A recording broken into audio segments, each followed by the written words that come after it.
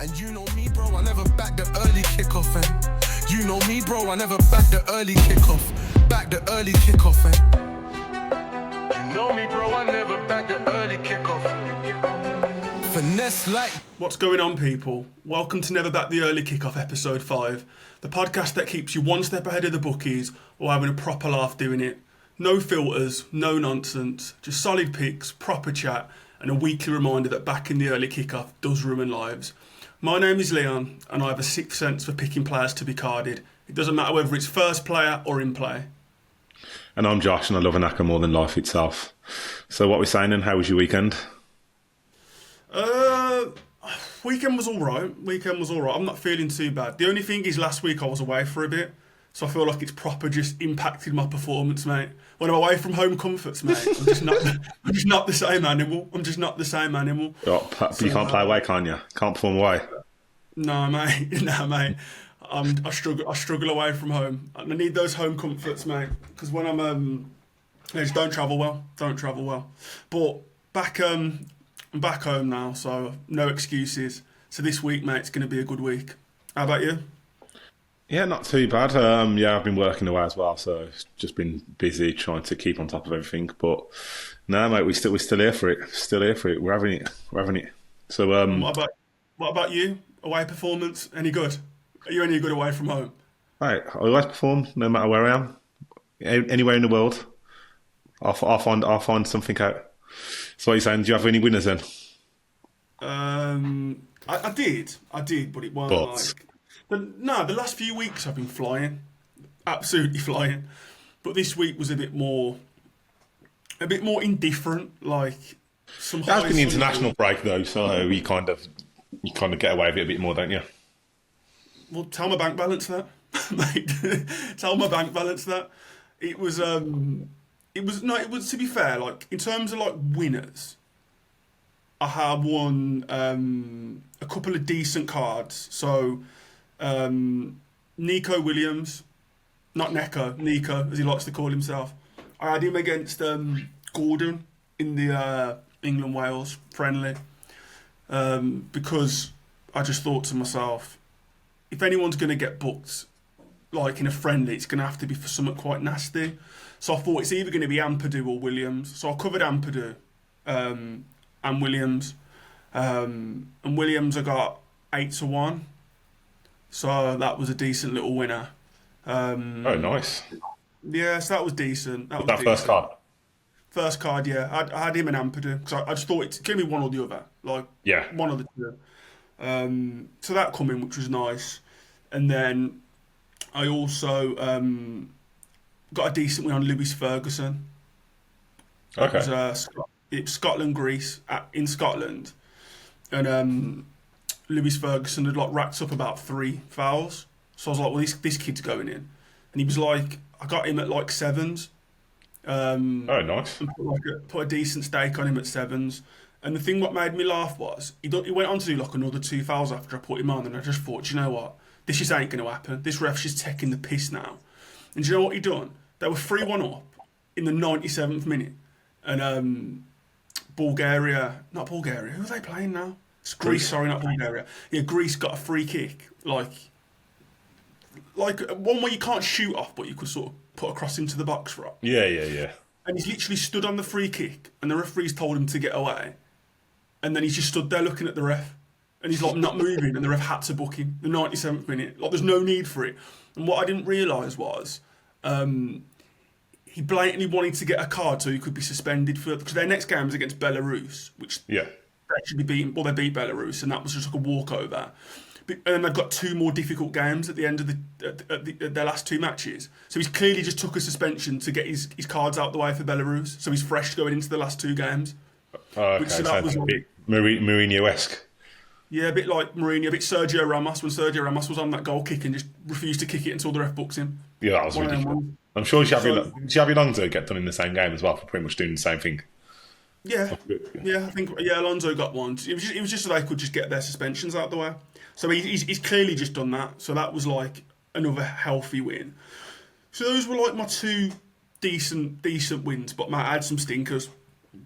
Jeremy Doku against Macedonia. So I was travelling back from London and I missed the first half. So I come in second half and saw that it was 0-0, and then Doku was just against, I don't know what the guy's name was. He was just wearing number 2, and he just looked like a big centre half playing at right back. And I just thought, this guy's getting booked. And the thing is, he was being quite aggressive as well. And I thought, well, this is definitely going to be a card. So I went in on him. Literally 5 minutes later, he got pulled. And you know, me being me, I just can't believe that I didn't put it on Bet365, because the odds were way better on Paddy Power. So I put it on Paddy Power. Did you get a sub bonus? Not in the international. So I literally went in on this number 2 guy, really heavy. He gets pulled. Another guy comes on who looked like he got a few cards. So I went in again on him. He didn't do anything, mate. His arse fell out and he just started hiding in the box from Docker. He didn't want nothing to do with him. So that pissed me off. And then the keeper was time wasting because it was 0-0 in Belgium. The keeper was just time wasting. So I went in heavy on him, and then nothing. The ref just kept letting him get away with time wasting. And the ref was just booking Belgian players for nothing and just wouldn't book the keeper. Pissed me right off. So that annoyed me. What else done my head in was Georgia v Spain. Who plays for Georgia? Kvaratskhelia. Absolutely, mate. Georgian Grealish, Kvaratskhelia. He played, and he was going against Pedro Porro. Pedro Porro never gets booked though. He doesn't, and he was sat there at 7-1 at any time. So literally, I thought, and he was like 16-1 for first card. I was like, should I put him on first card? And I was like, nah, it's in Spain. Like, Pedro Porro doesn't get that many, so I didn't do it. I put Porro on with Georgia's dirtiest player, this centre mid. And it was like 16-1 for the two of them. I put 40 on that. And then Pedro Porro got booked within 15 minutes of pulling Kvaratskhelia down. Because he never gets booked as well. He went in, mate, after 15 minutes. So my cash out went to about 180 quid.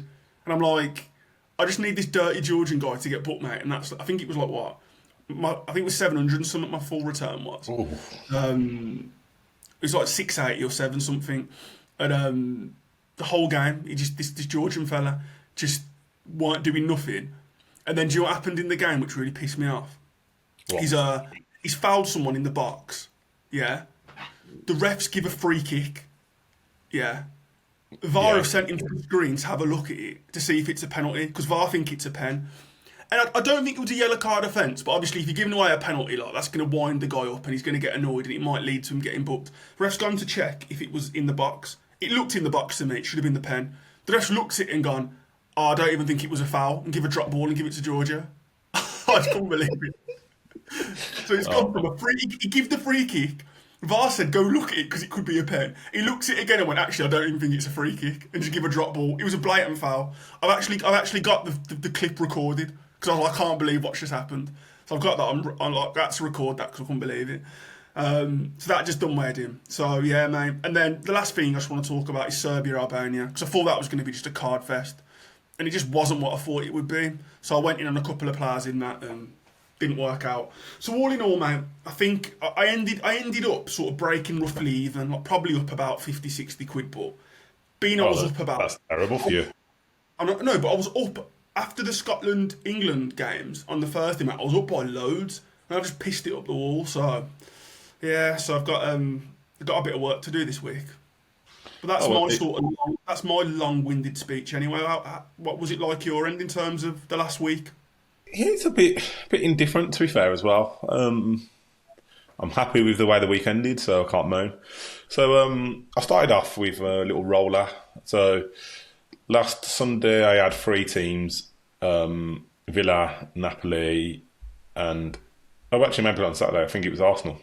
And so that rolled on, so that come in. Because I had my 3 picks from last week, so I turned 20 quid into 50 quid.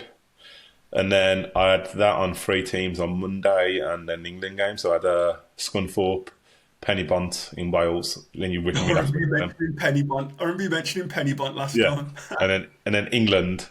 So that was my roller. So that took me from 50 quid up to 134. And then I think it was it Wednesday? I think it was Wednesday. When did Belgium play Macedonia? Was that? I don't even know. Day of the week. What day of the week it was, but. Basically, I had Uruguay, Brazil, Japan, and Belgium. But my original list was Belgium, Uruguay, and Brazil. But then, as I literally went to pull it on the roller from with the 134 quid, I noticed I just seen Japan were just about to kick off.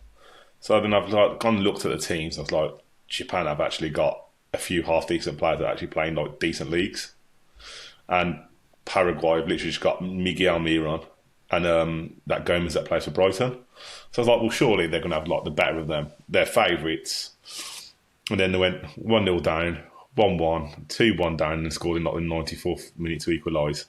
But then it was already gone because then Belgium shut the bed against Macedonia, didn't they? So kind of it was never going to happen. So that took me back down to nothing. So I managed to then start another roller, which then I had on Saturday. I had Norway, Portugal, Spain, Stockport, and Palmeiras in Brazil. So I had those. So that took me from 20 quid up to 64 quid. And then I put up the 64 on Inter Miami to win because like they're going to win. So that was just like the odds were crap, but it just took me up to 80 quid. And then from there, I just again had three. Yeah, I just had three massive favourites: Cyprus, Netherlands, and Scotland. That took me from 80 to 120. Then I got up to on the next one I had Poland, Egypt, and Ghana, and then that took me up to 265. So I finished with 270 quid, 265 quid up. So then I put a couple of other things on tonight. So tonight I've got France, Germany, Sweden. That'll bring me back up 40 quid on that. So that'll bring me, I think, just under 100 quid. But then I've also got a tenner on double chance, like all the three teams: France, Germany, Sweden. Not double chance, sorry, half time, full time, and -1. And both teams have more coins, and that's like 24-1. So I think that's quite good odds considering they're all massive favourites and should all probably win like 3-0. Yeah, fair enough. So yeah, I ended up in a little profit. Could have potentially got more, but I'm happy. Profit's profit, right? 200 quid from 20 quid. And then the other roller let me down. When that was, I think I always find the biggest jump is that middle one where it's like 150, like over the 100 mark to get you to a decent amount where you have to take it. That's always the hardest, and that let me down the other day. And then managed to hit another one. So who cares? Right, I'm gonna have to interject, mate, because I'm just two things are coming into my head. The first is why aren't you just putting hackers on? Why are you doing rollers and not just putting all these teams on one big one for the boost? That's my first question. But it feels different. I'd like to do it day by day because then in case I change my mind, I might see something else. I might see like a dodgy game in a foreign league that I've not looked at yet when I'm doing my research of the morning. So you're just thinking you just rather do it day by. You got too much time on your hands, mate. I can't be dealing with that. My second thing.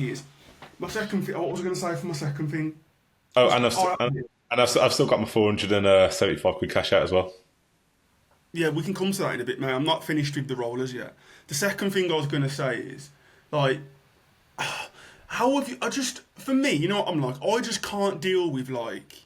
I just don't like having to just, like, build things over time. Like, I know I can put an hacker... Like, I don't mind doing one hacker over a couple of weeks and just letting that sit in the background. I like my instant gratification, mate. I like to put something on and know if it's coming in within the next 30 minutes or something. How can you deal with, like, I'm going to turn 20 to 40, 40 to 45, 45 to 60, 60 to 80, 80 to... I just don't have that mindset. It keeps it more entertaining. Because you say about the rollers and like when you especially with its international break, you don't know what teams people are putting out. So I'm literally waiting till like all the lineups are out so I can see exactly who's playing where, what's happening in the game, pretty much. Or well, just before the game kicks off. So like if they go out and someone feels like an absolute crap team, I'm not going to put them on. I can change that at the last second. When you put it on a knacker, you can't do that, can you? So it's more a strategy for international. Yeah, for the internationals, because obviously during the weekend, obviously as soon as a proper Saturday comes, I'll have my hackers. But again, all it takes is Germany to fill with a bunch of kids and just something to mess up. So yeah, that's the reason. Fair enough. Something, Well, something to be busy. at the end of the day, I can't knock it too much because you've won a couple, and like you say, as long as you're in profit, mate, that's the main thing. I think I'm just too. I just need instant gratification. Mate. I need it, and I need it now. Fair enough. Right, so what are you thinking for this week then? Obviously, there's a couple of more internationals left throughout the week, and what are you thinking for the weekend? Because I guess obviously Prem's back, big games back, some nice half-12 kickoffs are back. So what are you thinking? Mate, there's options, and I like options. So like so I'll get the internationals out of the way first. So I know this is going to be too late for the people out there, but when you see this, Nico Williams is definitely getting booked against Jeremy Doku. I know it's too late, but when you watch this, he's definitely going to have got booked against Doku. That's definitely happening tonight. Ampadu's definitely getting booked tonight, and Raskin's getting booked tonight. But in terms of the rest of the week, I think, again, I know it's a bit sound like a bit of a broken record, but I think whoever's for Latvia is playing against England, whoever's playing right back, ain't going to have seen nothing like Anthony Gordon. Just in terms of like his pace, he goes down easy, he's quite direct. So I think Latvia's right back will be a good shout for first player card, whoever that might be. So keep an eye on that. Like the big international game, I think there's going to be a lot of cards in is Turkey Georgia, because Turkey Georgia are basically playing for who's going to finish second in that group, and Georgia have to win. And Turkey have Selic at right back, who plays right back for Roma, and he's a bit of a dirtbag. And I missed out on Porro against Kvaratskhelia this week. I ain't missing out on him again. So Selic was going to go in at some point. When the teams played last time, there were a load of cards as well. I think Georgia's manager got sent off. A Turkish player got sent off. Loads of cards. So there's a Georgian right back called Kakabadze. I know I've pronounced that wrong, but it's something like Kakabadze. He's the right back, so put him on because he's against that Kenan Yildiz who plays for Juve. So he'll go in. I think Turkey's captain Kalahoglu is going to go in as well. He likes a late card, especially if Turkey are winning, like a little time wasting, annoying kick the ball away card. Or if Turkey are losing, he'll lose his head. So I think Kalahoglu. So those are the ones for that game: Selic, Kakabadze, Kalahoglu. Keep your eye on those. I think that game's got the potential for 5, 6, 7 cards. So that's the big international one. In terms of Prem, with Prem being back this weekend, I've only got forgot the one? No, I've got a couple of games from the Prem. The first is City Everton, 3 o'clock Saturday. The return of Jack Grealish to the Etihad. And I feel like Jack's going to go back with a point to prove against Pep. Oh yeah, absolutely. He plays right back for City. Is it Nunes? That big stiff idiot, Matthias Nunes, mate. So I don't know what Pep's going to do. I don't know if Pep's going to throw Nunes to him because he's probably cooked Nunes in training every week. So, but the thing is, he can't really put Rico Lewis there either. So I don't know who he's going to play right back. Like, does he throw like John Stones out there or? Well, that's what I was thinking. Maybe he's Stones fit. Stones is never fit, even when he is fit. He always looks like he's carrying a knock or about to get injured. But if Nunes plays right back, then Nunes 100% is going to go in. I also think the way Everton play, Everton have got some dangerous players on the counter, like Ilian and man. He's a good player, him. Like, and because City push up and leave their defenders one-on-one, like, I could just see like someone like that Nico Gonzalez or Rodri getting a booking on the counter, like, as well. So Nunes, Rodri, or that Nico Gonzalez. And for Everton, this is a bit of an outside pick and only if certain things are happening. If Everton get to half-time and it's 0-0, or Everton are winning, Jordan Pickford loves a card he will do. away from home. I honestly could see Pickford getting a card in the first half for time wasting if Everton aren't losing. But if Everton make it to half-time 0-0, or 1-1 or drawing, whatever, Jordan Pickford's going to go in, 100%. And the thing that's interesting about this game is Everton have got results at the Etihad. So the last 3 times they played at the Etihad, Everton have drawn 2 out of 3, which is mad when you think about it. Yeah. Crazy that so is. Everton tend to dig in and get results. So Jordan Pickford's a bit of an outside shout, but again, if it's 0-0, 1-1, at any point it's even in the second half, get Pickford on. So that's a game on Saturday. Big game in Germany on Saturday. Big game in Germany on Saturday. It's huge. It's huge. Yeah. So we got Munich, Dortmund, and there's a player for Dortmund called Rami Bensebaini. Oh yeah, I know about him. Oh my goodness me! He's another one that's got me so much money over the years. So he'll be playing left of three centre halves, and he'll be against Michael Elise. So there's only one thing that's going to happen there, which is a yellow card for Bensebaini. I think I'm going to have him first card, but he's definitely going in the game. And then my other pick for that game is Jonathan Tah, because he's just so stupid and clumsy. And because Bayern pushed the centre halves up, he'll be left one-on-one with that Garassi. So I think Tah will go in for persistent fouling. I could see Tah doing 3 or 4 fouls and just going in. He's too aggressive, too clumsy. So Jonathan Tah and Bensebaini for Munich, Dortmund. Then we've also got, I think on Saturday, but I'll have to double check, is Cagliari versus Bologna. And I'm not going to sit here and act like I know the ins and outs of all the Cagliari players. But what I do know is Bologna have Mr. Cambiani, who's one of my favourites.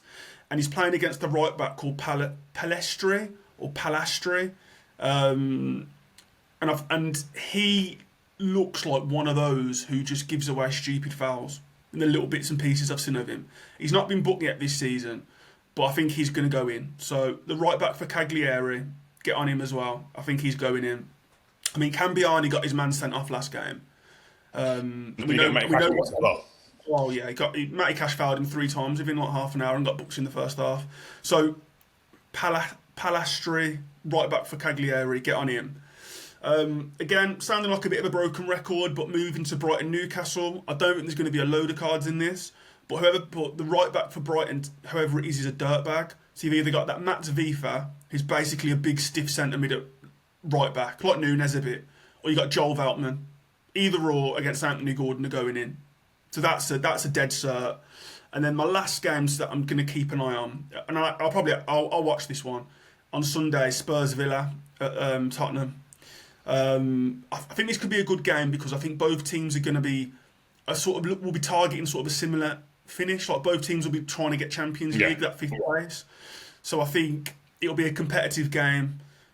I like whoever's playing the holding role for Spurs against Rodgers. So whether that be Paulinho maybe or Bentancur, definitely one of those will be going in. Or Sarr gets rolled out in a big game and just or like Papa Sarr. So one of Spurs. I know that's not really helpful saying one of their midfield 3, but if I had to put money on it, which I will be putting money on it, it'll be Paulinho, and then actually I do like Sarr if he plays, and then for Villa, I can see John McGinn or Matty Cash. And I know I always say Matty Cash, but it depends where Xavi Simons plays. If Xavi Simons plays on the left wing, then I could see Matty Cash. If Xavi Simons is playing in the 10, then I could see it more maybe being like a McGinn. So it's just wherever Xavi Simons is playing, whoever's up against him, get on him. And that's me, mate. They're the games I'm going to be sort of keeping an eye on over the next week. How about you in terms of Accas? What are you saying? Well, it's hard this week. 'Cause obviously, through the week you've got obviously the internationals, haven't you? So obviously you've got a couple towards the over the next few days. Obviously, but the odds are just really bad. I think Portugal at home to Hungary.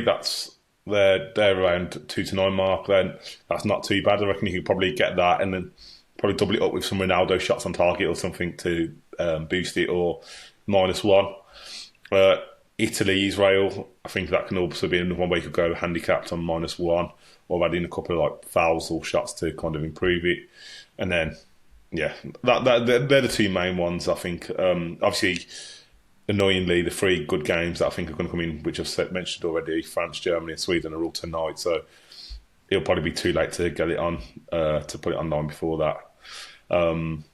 And then moving on to the weekend, I think there's quite a few teams that could come back. I think the opposite of you. I think City are going to win, beat Everton on the weekend at home, and I think Munich are going to do it in the big game as well. So got those 2. I think PSV against Go Ahead Eagles, and I think Celtic are good for it as well because they're just smashing the league, and I'm loving Cardiff at the minute. So Cardiff, I think, are going to be there or thereabouts against Reading. They've not been doing too well. So my main picks this weekend are going to be Cardiff, Celtic, PSV, and Munich and City.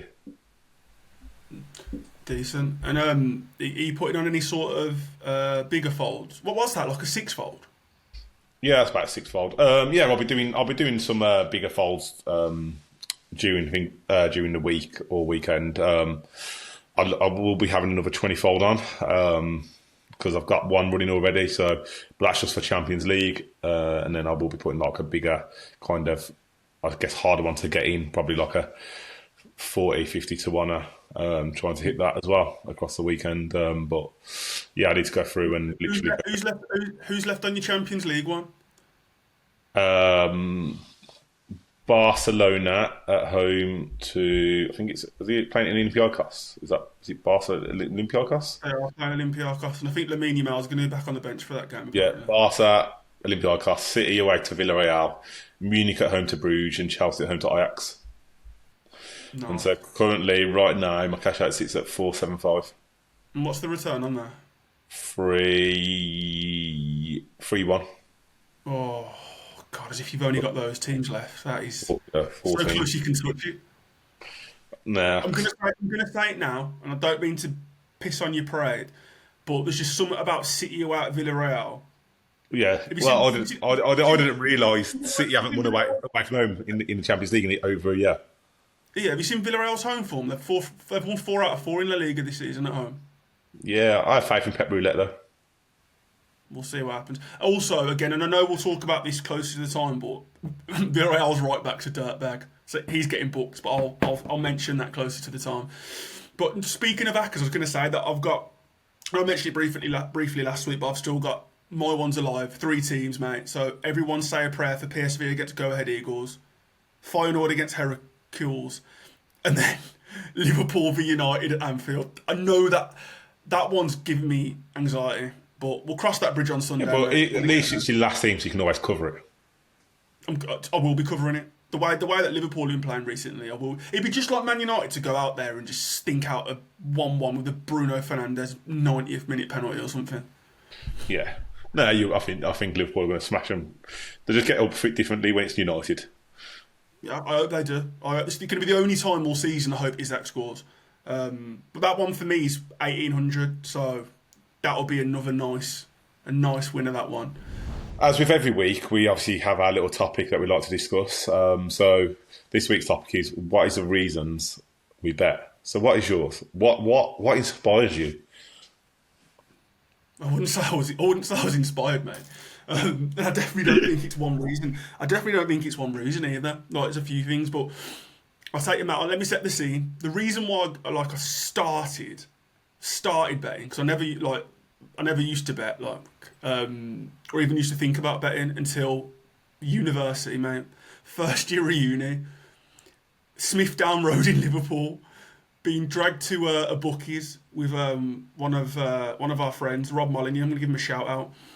Dragged me to a bookies on Smith Down Road and said we should just do an acca, because he used to like a bet back home and stuff with his mates. So, but yeah, we should just stick an acca on.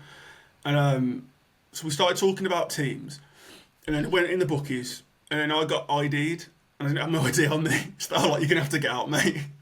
So I said to Rob, stick any teams on for me, like, I'm not bothered. So Rob stuck a bunch of teams on for him, stuck a different bunch of teams on for me, and we had our slips, mate, went to the boozer to watch the games, and then they both come in. So I think he won me like 300 and something. What's your stake? I think it was like a tenner. Oh, nice.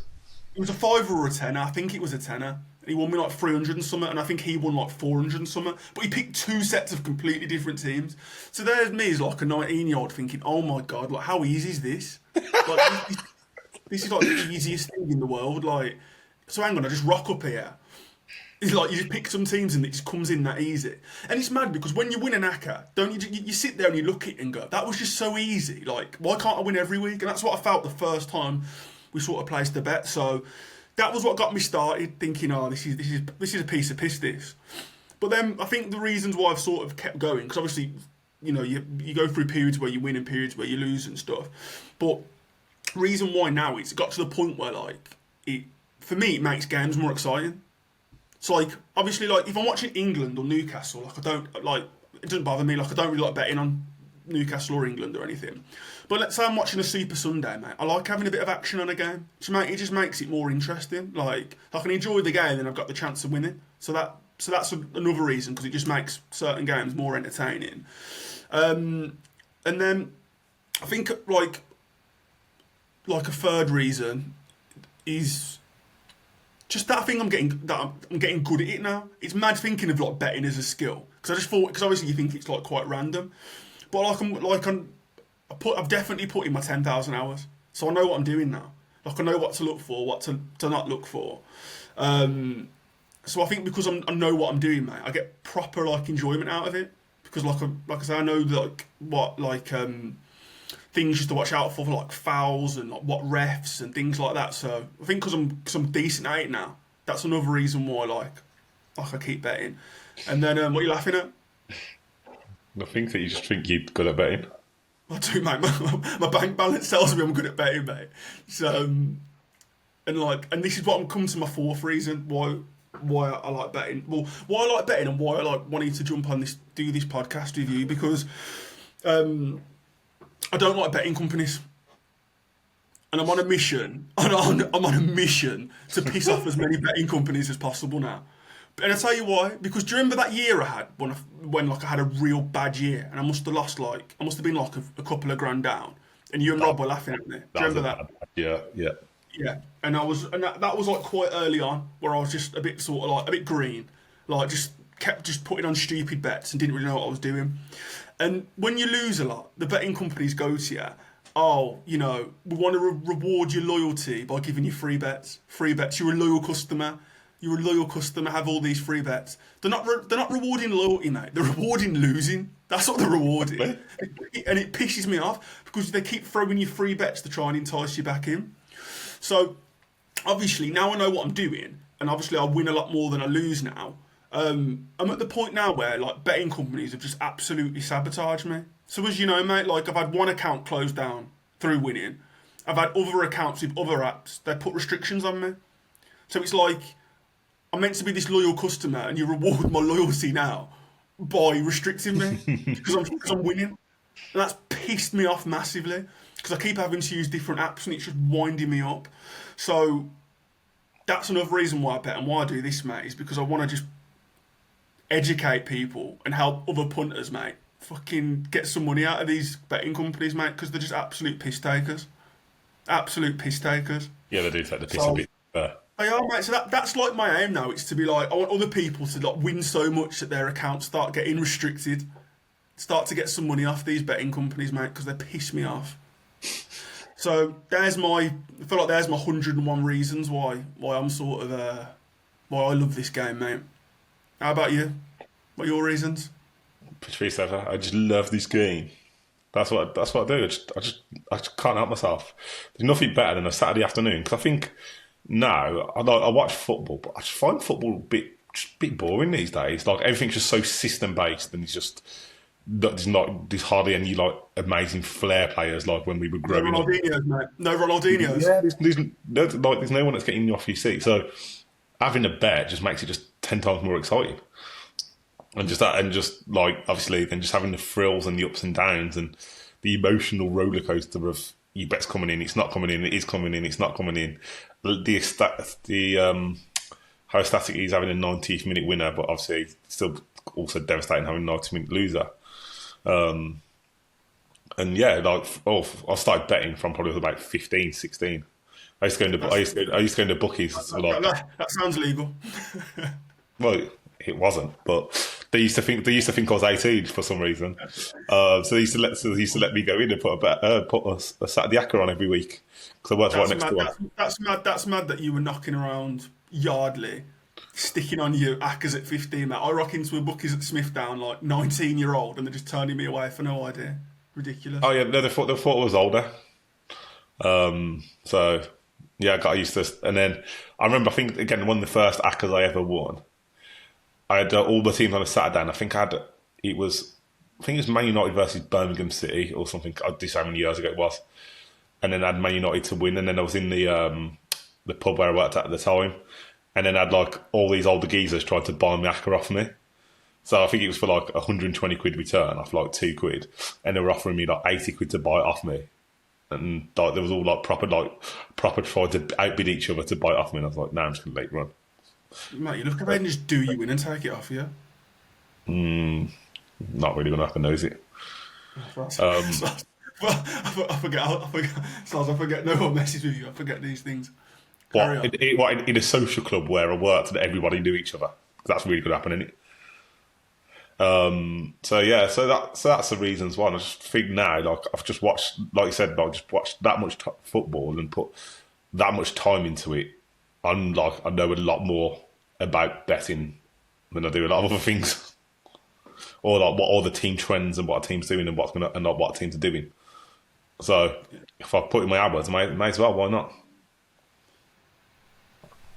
Yeah, no, I get where you're coming from, mate. Because there is something to it when you sort of have got a bit of a formula or like a system, Yeah, and it just keeps bringing you results.